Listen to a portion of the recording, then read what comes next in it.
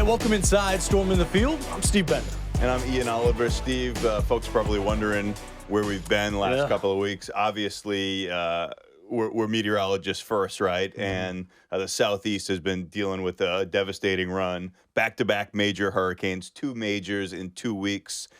We've both been out in the field covering those storms as they happened and the stories of the aftermath. It just wasn't the right thing to do the pod over the last couple of weeks. Yeah, it wasn't in the cards. If you've been following with us on Fox Weather, or if you're just kind of interested on what this does to areas like Florida, North Carolina, Georgia, South Carolina, Tennessee, the list goes on. So many communities forever changed. Encourage you to get over to foxweather.com, or there's a way that you can help, right? We talk about so often it may not be your hometown, but you relate to those stories. You hear those people that are in pain. There's a way that you can join us in helping with that as well. Yeah, Fox Corp partnered with the Red Cross. They made a big donation as well. And if you're interested in helping out those affected by Helene and Milton, check out redcross.org/foxforward. That's an easy way to help. So just getting that out of the way, letting you know where we've been. I know you're here to talk about football and weather, and we're happy to get back to it. So let's dive on into week 7 now, if you can believe it. The matchups are heating up as we get into the heart of the season. And these are the ones, Steve, that kind of decide at the end of the year whether you're in, you're out, and the weather always has a little piece of the mix, too. As usual, we're going to break down the ROWI, the risk of weather impact for the games this week, and discuss what have been some mediocre bets so far this year. Yeah. I know. Bender's best bets are the bad beats right now. It has been bad beats. Rough. Yes. So if you're watching, I'm helping out by telling you what not to bet on so far this year. We'll get into that, but of course, we always have a special guest each and every episode, and I'm psyched about this week's episode. We got NFL Safety and XSET's Director of Partnerships. That's Adrian Colbert. Adrian is also known as the Punisher, a strong safety. Oh, yeah. The first time we've got a strong safety, we've had a free safety, Deron Harmon. He was with us. Yep. Now he's bringing the strength into it. Adrian, thank you so much for being with us. What's up, Adrian? Hey, let's go. Hey, and I'm excited to talk about XSET too. We're going to have that. Appreciate y'all. Stick around. That's esports. We were chopping it up for a while before the podcast. Excited to get your insight on this, but let's talk about your background, Adrian. I mean, you played ball at Texas and at the U in Miami for college, and then you've been all around the league. Talk to us, though. I mean, for college ball, 2 areas that's been hot and humid. What's that like trying to play early in the season in that type of condition? I mean, early in the season, at Miami, I think it was a little bit harder just because I had to go from Texas, Central Texas and Austin, where it wasn't really humid. It was just very hot and a little bit dry. And then when you add that humidity to the level of heat that I was experiencing at Texas, it was just like, yo, body's like, what's up, bro? What are you doing? So I mean, like, if you're coming from a dry state and you're stepping into humidity in the summer in Miami, then it's going to be a little bit of an adjustment. For me, it took a while because you have to constantly hydrate, and I was a big violator of hydrating when I was at Texas, but for some reason I still made it through and was fine. But when it came to being in Miami and not hydrating, cramping started to really come into play. That's why you see guys, and when they travel to Tampa Bay or when they travel to Miami, like, they are like overemphasizing hydration, and guys are getting IVs and taking extra precaution because that. Adrian, I used to live down in the Tampa Bay area, and it feels like you're describing my walk to my car. In July, I need an IV just trying to get to the whip. So yeah, I hear you, and I wasn't playing 60 minutes of football. Part of your football journey, which is a really cool aspect of it, though, is that it's taken you to so many different climates across the country. Do you have a story or a spot, a weather game that you're like, this is the craziest weather I ever played in? I think back in 22, it was, and it's crazy because I didn't even play in this game, but I was in Chicago and it was -8 degrees. Oh, wow. Soldier It was Field. negative. Soldier Field, -8 degrees, wind cutting your face. Yeah. Cutting your face. And I'm just like, yo, I could not imagine being out there playing. I got on this big coat. Like, I got on 2 coats. I'm fine. And it's still kind of cold. Yes. Yeah. Like, really cold. But as far as just playing, like, the hardest game for me might have been a game in Texas. It was against Baylor back in 2014. We were actually playing for like the co-conference championship, and at first it was like 20 degrees, slight drizzle. By halftime, it was like 2 degrees with a -8 degree wind chill. I was like, yo, like, this is not real. That's like, Texas this is for Texas. you, right? This is Texas. Yeah. Vicious, dude. Yeah.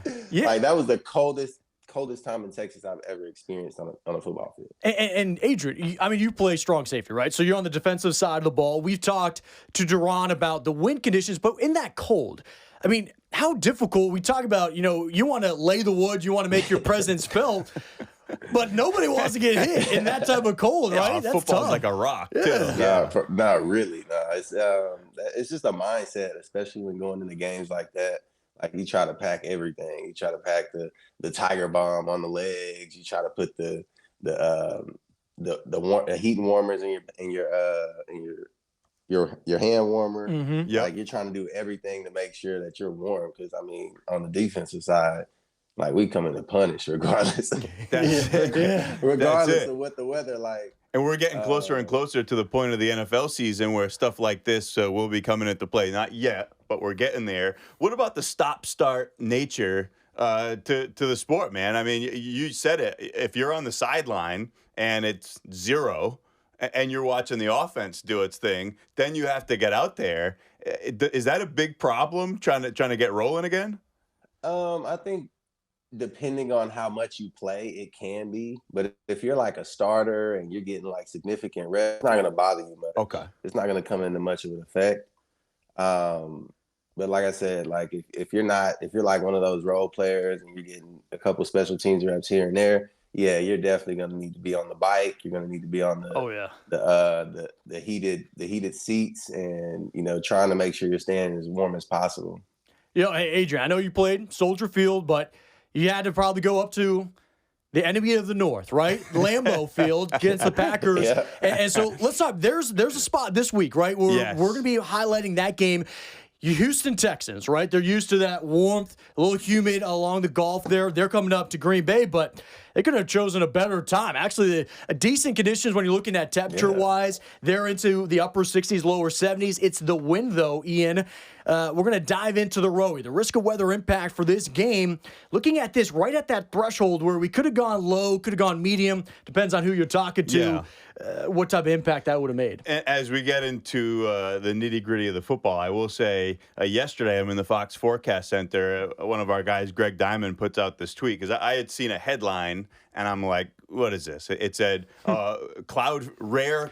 Yeah. I'm like, cloud-free day across. What are we talking about? Yeah. To be fair, it's qualified. The strength of this area of high pressure across the eastern 2/3 of the country is at a level that's only seen every 2 to 10 years. And I say all that, you're saying whatever, it's nice. It's nice out. It is. It is. But it's the pressure gradient that generates wind, right? So the stronger the high is and the stronger that difference is between adjacent or surrounding low pressure zones, that's what creates wind. So on the periphery of some of these areas, some of these games where we'll be living, the weather looks good, but that's what's kind of driving the breeze here. Yeah, it's actually fascinating. If you ever look at the weather map, you're watching these two pressure systems battle it out. It's kind of like what you would watch in football, the offense versus the defense. Who's going to give way? It's that line of scrimmage. Sometimes it's less exciting. Less exciting? Yeah, a little bit. Yeah, I'm trying to jazz it up, man. We're looking at this, though. The line of scrimmage is really going to be kind of Lambeau Field, though. We're looking at them right on the northern side of this high pressure. So you're looking at the wind coming in out of the south, ushering a little bit of that warmth, but it is throttle up to 20 miles an hour, maybe a little bit stronger at times, but that's the big factor. And if you're looking at when you're saying, how much of a factor is this? don't have to go far back. I mean, this past week, we've already seen kickers struggling with what the wind condition can be like. Greg the Leg. It was a rough night at MetLife, and it cost the Jets. That was tough, but that wind was swirling. Adrian, we have this thing called the ROWI. It's the risk of weather impact. The threshold to go into medium is 25 miles per hour. We're thinking the winds will be somewhere around 20 for the Texans going up to Lambeau. For you playing, is this type of thing being discussed, like the actual magnitude of the wind, or are you just more out there getting a feel for it on the field and knowing you're going to have to make some adjustments?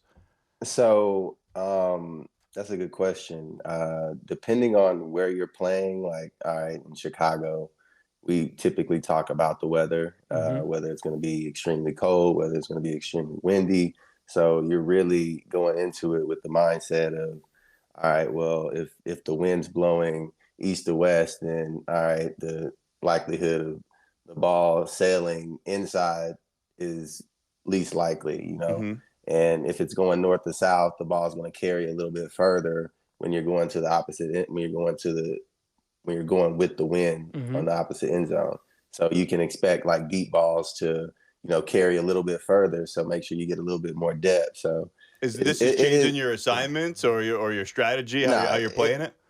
It's never changing the assignments, but also it's helping you play the game at a faster and a more concise way to make yourself more available to make plays. So if I know the ball is going to travel a little deeper on a potential deep ball, and I see a formation where they're likely to throw it deep, I'm going to back up a little bit more, probably like 2 to 3 yards, just to give myself a little bit more space and give myself an opportunity to make a play. Yeah, I mean, and if it's going opposite, I can cheat up a little, just a little bit, and break on a play even faster. This will be an interesting one. CJ Stroud, I'm in a 2 QB fantasy league. He's one of my QBs. I just made the trade for Josh Allen. That's going to be our next game coming up. Oh, all right. Did want to point out. So wait, you traded CJ Stroud for Josh Allen? No, I got both of them. Oh, yeah. Dude, you locked in. Wow. Yeah, I'm trying. What are you guys doing in that league? How do I join that league? I bought low on Josh Allen, and he's already starting to bounce back.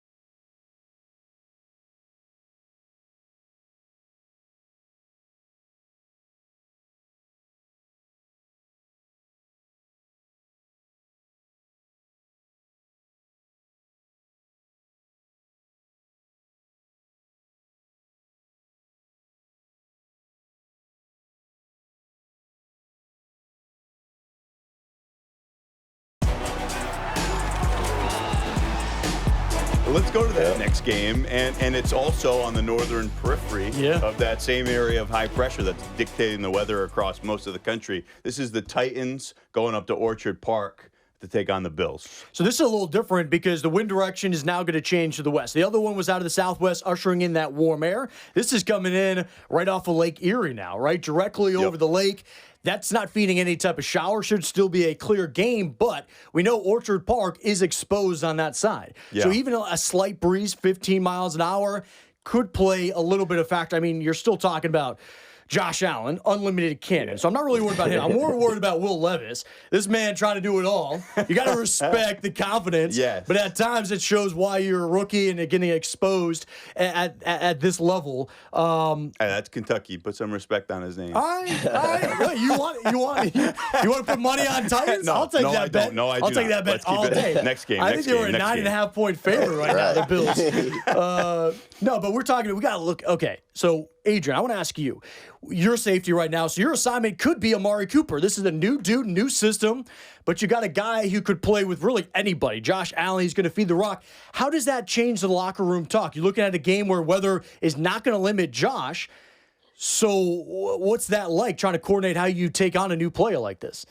I think you stick to the script, you stick to the game plan, because I mean, just one player isn't going to be able to change a complete team or a complete offense, especially a new player coming in. Like he has to come in and learn a complete new playbook, and so they're going to simplify it as much as they can for him. Even though he's a veteran, they're not going to throw him in the fire and try to make him understand or know all the playbook. He's going to come in with probably their core concepts and understand those and go out and run them.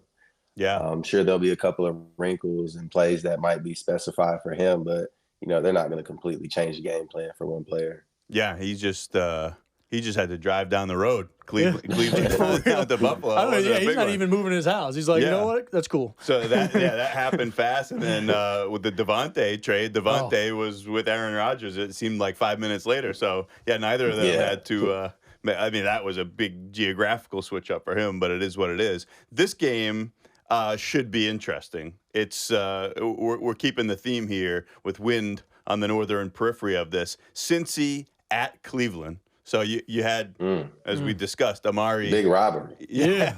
Amari driving down the road away from this matchup, and kind of a similar story here. It'll be mild, temps in the upper 60s, and you got breezy conditions. Look, my favorite thing out of this game, I said this early on, Adrian, against everybody, Nick Chubb being the comeback player of the year. Finally getting some reps, and I loved his message. The team could have cut him. They could have, there's no guaranteed money left on the contract. He said, you had my back. Now it's time for me to get your back. Time to move some rocks. I love it. I love the energy coming in. Without Amari, feed the man the ball. He showed some serious love to the city, right? And sometimes, for whatever reason, there's just that connection with the community. Adrian, you had that a bit in Chi-Town. Oh, yeah, man. I mean, for me, just being able to connect with the community, not even just on the field, but off the field, is super important, because not only does that build like a long-lasting relationship when you do decide to leave the NFL or wherever, it makes people's days. You never understand how much value it has to connect with somebody on a personal level outside of it just being, transactional. Let me sign this autograph. How about let me come by, let me pull up to the house and, kick it with you, play the game with you, or, meet you outside. Except the dude you told us about before the podcast that gave you an L in Madden. That's and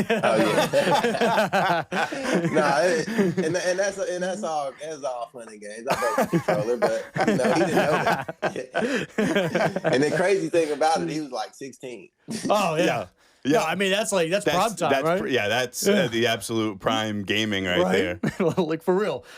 In that game, by the way, I mean it's a must win or I guess either team, but the Bengals have so much pressure on them, Yeah. right? And they just got to show up. This is a game where I feel like maybe they're going to flex their muscle. Yeah. Maybe they get. I mean, you mentioned Chubb. Joe Shiesty was running like Chubb last week. Dude, right? I thought my fantasy football app geeked that said 50 yards to the house. For real? Joe Wild. Burrow. I said, wait a minute. Took off. Yeah, that was awesome. Last game, and this one, it's the first game back at Raymond James for the Bucs. That whole region is still dealing with the aftermath of not one but two major hurricanes. This will be a wonderful thing. Bucs have been scoring points, and then you've got what I believe is the number one offense in football now, and the Ravens coming to town. This should be a bit of a shootout. Yeah, this one looks like a shootout. It's actually going to feed into both of our bets, which we will get into with our fortune forecasting in a moment. But this is the Monday night game. So you're looking at this being mild conditions, mid-70s. So heat's not going to be a problem, especially at night at all. And it looks like we'll have a medium type of ROWI impact for the start of the game. That looks like wind could play a factor. I mean, if you're looking at which team that could impact more, probably the Bucs, because you're looking at the Ravens. They got a two-headed monster right now. We're running out of time. NFL Safety Adrian Colbert, thanks for being with us, and thanks for telling us a little bit about XSET. We hope to talk ball with you again sometime. Absolutely. I appreciate you guys for having me. No doubt. Thanks, man. Definitely. What a great dude. Let's get into the rest of the lineup, right? Real quickly, what's happening with the best of the rest?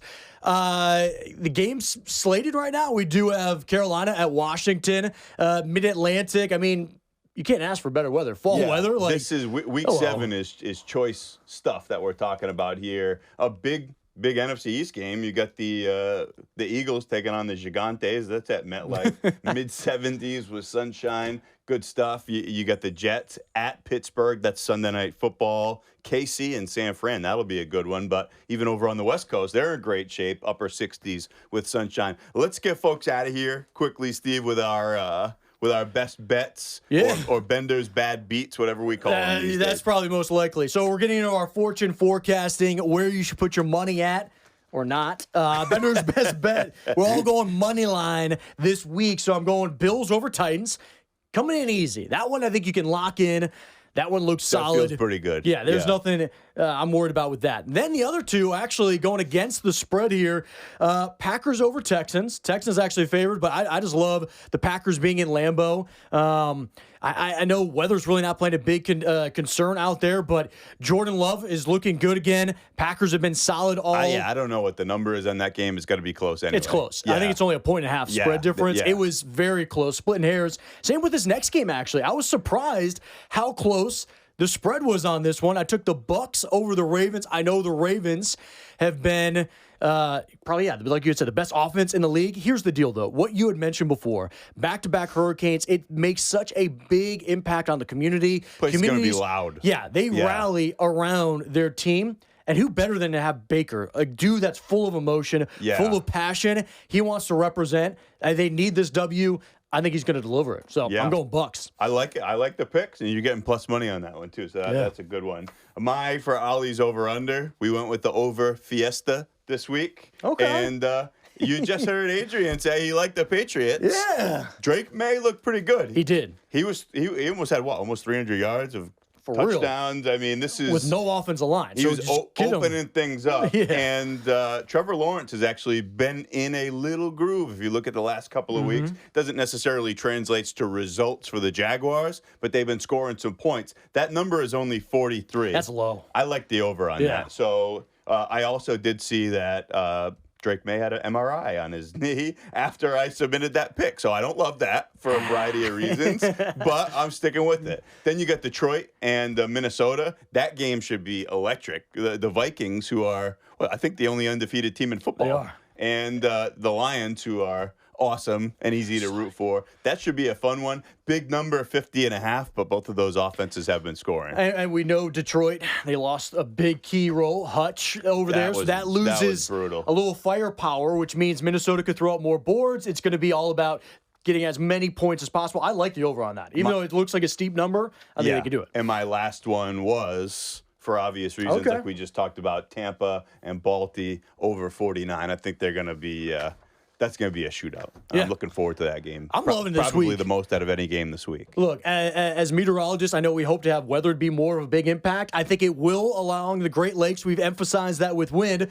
But for a fall season and for fans that are going to get out to the games, you can't ask for a better tailgate. No question. How awesome is that? By the way, if you want more insights on everything football, how weather plays an impact, or just to listen to our great guests that we get each and every week, you can listen to Storming the Field every Friday during the football season, wherever you listen to your favorite podcast. Yeah, plus you can get the latest on the big game forecast and all your weather news by watching Fox Weather on your favorite TV device. If you don't know which one should be your favorite TV device, if you go to foxweather.tv, the list is, they've done such a great job with distribution. You can get us everywhere for free, which is the best price. Yeah. So you can visit there and check it out. And you can, of course, follow at Fox Weather, at Ian Oliver WX, and At Weather Bender, wherever you are on social media. If you have any insights that you would like for us to talk about, if you have questions about, hey, how does this type of weather impact a game, we'd love to hear from you, by the way.